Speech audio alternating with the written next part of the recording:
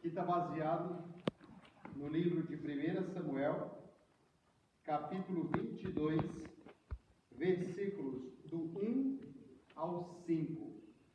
1 Samuel, capítulo 22, do versículo 1 ao versículo 5. Nós estamos falando aqui de Davi. Davi é a raiz, a descendência de quem? De Jessé. Jessé, já foi falado pela pastora ali anteriormente, Jessé é aquele homem escolhido por Deus, da tribo de Judá, para poder cumprir a profecia que Deus tinha preparado para o povo. Em Gênesis capítulo 49, nós voltássemos um pouquinho atrás, Gênesis capítulo 49, nós temos a história de Jacó. E Jacó vai, nos últimos dias da sua vida, ele vai abençoar os seus filhos, ou vai dar a sua bênção final. E ele chamando cada um deles, chama Rúben, chama cada um dos filhos em sua sequência, ele chega ali na vida em seu filho Judá. E para ajudar, ele diz: Judá, Judá, você é leãozinho. Judá, o cetro nunca deixará tuas mãos. Os teus irmãos irão te servir. Ali é uma bênção do pai em relação ao filho. E o seu filho ali, no caso, é Judá. Então, automaticamente, Gênesis capítulo 49 está falando de uma profecia de Jacó em relação a um dos seus filhos, e que um dos seus filhos seria o rei, e o rei de uma grande nação. Porém, o povo, na época de Samuel ainda, o povo pediu um rei a Samuel. É tanto que o povo olha para Samuel e fala assim: Samuel, você já está velho, Samuel. Nós estamos vendo que teus filhos não andam segundo teus caminhos. Então nos prepara, Samuel, um rei, para que possa governar, assim como as outras nações têm reis. Samuel ficou muito bravo com aquela situação. Mas Deus olhou para Samuel e disse: Samuel, fica tranquilo, Samuel. O povo não está rejeitando a você. O povo está rejeitando a mim como rei. Isso está relatado no livro também de Samuel. Samuel então convoca o povo e escolhe ali o quê? Um líder, Saul. Saul, se você pegar a tradução, Saul nunca vai ser rei de Israel. Porque se pega a tradução, Saul não é Meller. Meller é rei, é isso mesmo? É rei. Mas Saul é capitão. A tradução é capitão, general. Ele não pode ser rei. É rei só se ele for escolhido pelo povo, mas não ungido por Samuel. Mas Deus tem um rei preparado. E o rei que ele preparou, ainda com Saul vivo, foi Davi. Só que as coisas de Deus, muitas vezes, a gente não consegue compreender. Jessé, quando recebeu a visita de Samuel, Jessé ficou ao mesmo tempo muito feliz, mas ao mesmo tempo ele ficou um pouco triste. Porque ele pensou consigo, porque Samuel foi e falou assim: olha, eu vou ungir um rei, e o rei da tua casa. Mas como assim eu vou ungir um rei? Se Saul ainda estava vivo, e agora Samuel iria ungir um outro rei. Isso para um rei seria o quê? Traição. E a traição seria seguido de morte. Ele temeu pelo seu filho. Nós vamos ver, antes dessa história, tem a história de Davi, que é o que nós vamos daqui a pouco ouvir, vai ter toda uma situação ali na frente. Davi com Golias. E Davi com Golias é uma preparação para Davi ser rei. Porque Davi vai casar com uma das filhas de Saul. E sabe o que é interessante? Saul não gostava de Davi. Por que Saul não gostava? Porque essa caverna vai falar muito sobre a situação de Davi com Saul. Porque Saul não gostava de Davi, porque o Espírito de Deus havia se retirado de Saul. E quando o Espírito de Deus se retirou de Saul, o Espírito de Deus agora foi para quem? Para Davi.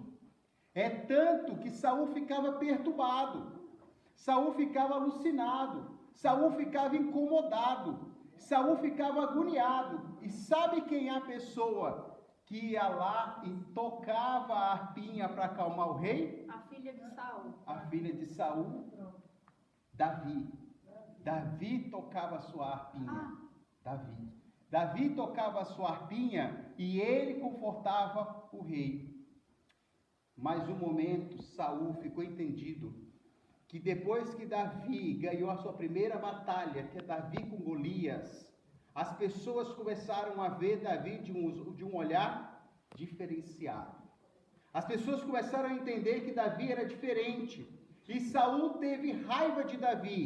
Mas o filho de Saul, quem é o filho de Saul? O nome dele é? Jonatas. Jonatas gostava de Davi. Mas Saul não. E Davi, sabe o que ele fez? Ele teve que se esconder, porque Saul tentava matar a Davi em todos os momentos.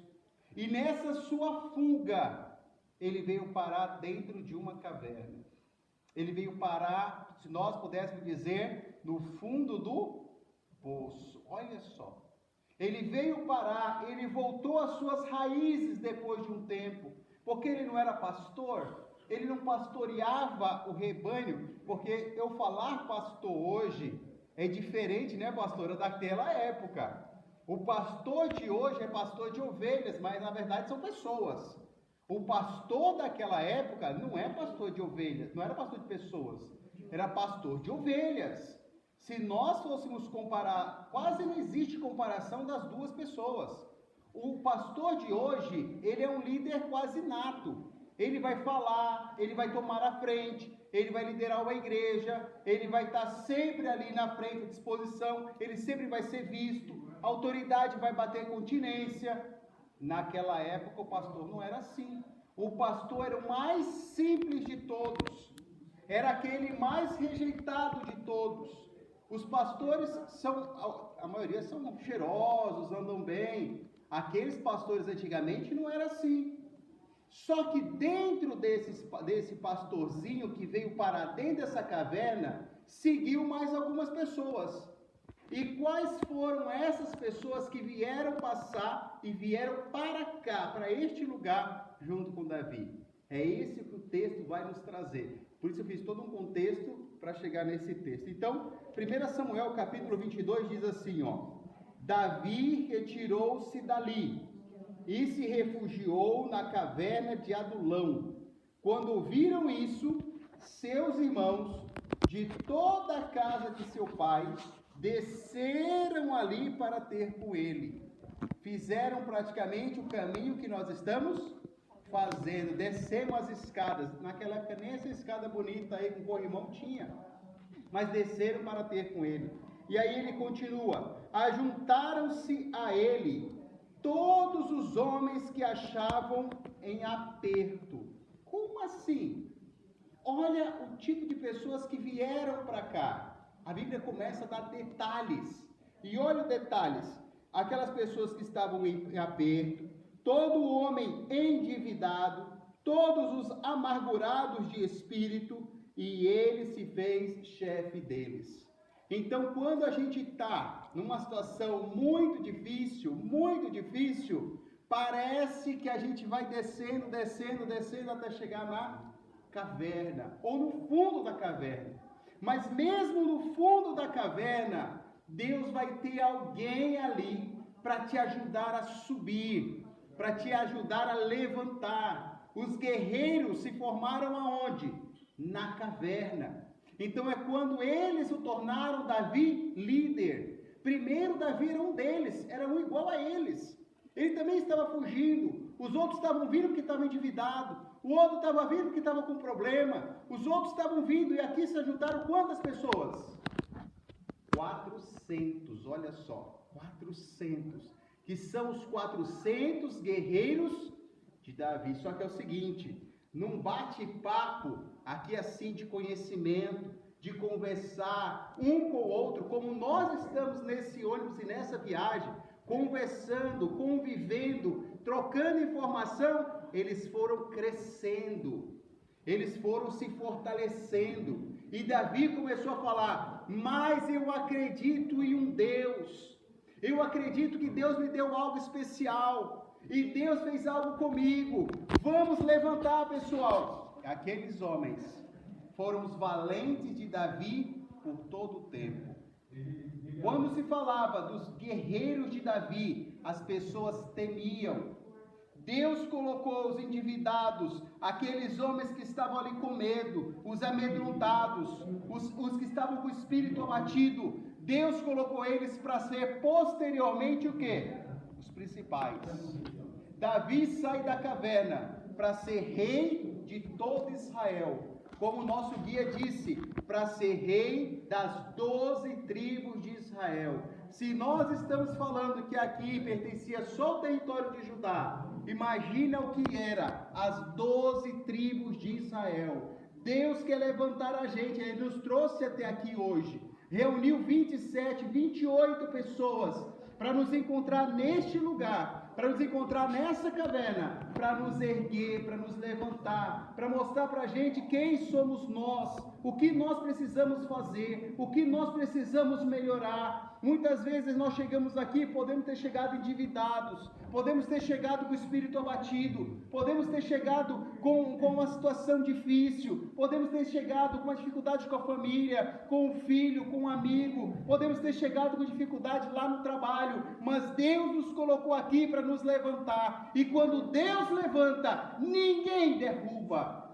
Deus levanta, Ele ergue você. Lembre-se, você pode ser o menorzinho, você pode sentir o pequenininho, o menor, mas Deus não te vê dessa forma. A frase de Deus para Samuel foi: Samuel, Samuel, Deus não vê como o homem vê. O homem vê a aparência, mas Deus vê o quê? O coração. Sabe o que é bonito nas pessoas? Não é a aparência muitas vezes dela. O que é bonito é o que está aqui dentro do peito, é o coração. Eu digo para o bispo aqui várias vezes, meu amigo, bispo Vanderlei, sabe o que é bonito em você, meu bispo? É o seu coração. O seu coração é bonito, o seu interior é bonito, e é isso que Deus vê, é isso que Deus honra. Muitas vezes não são as nossas posses, não são o que nós temos, mas o que nós temos dentro do coração, a nossa fidelidade com Ele. Você pensa assim, eu vou ter dinheiro para servir a Deus. Não precisa disso, porque Deus não precisa de dinheiro, Deus não precisa de bens, Deus tem tudo, a posse da terra pertence ao Senhor. Deus precisa de pessoas que estejam disponíveis a servi-lo. Quer você servir a esse Deus?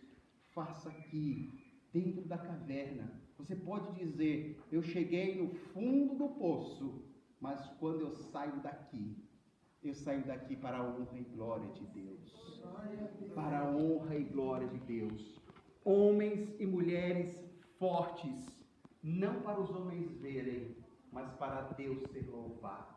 Eu saio dessa viagem renovado pelo poder de Deus. Eu digo uma coisa, eu nunca chorei tanto quanto eu tenho chorado nessa viagem. Porque ter a oportunidade de estar aqui é uma oportunidade maravilhosa. Eu acho que para nós, pastores, bispo, estar aqui e viver esse momento traz um alívio. Agora eu entendo porque que a pastora já voltou tantas vezes aqui.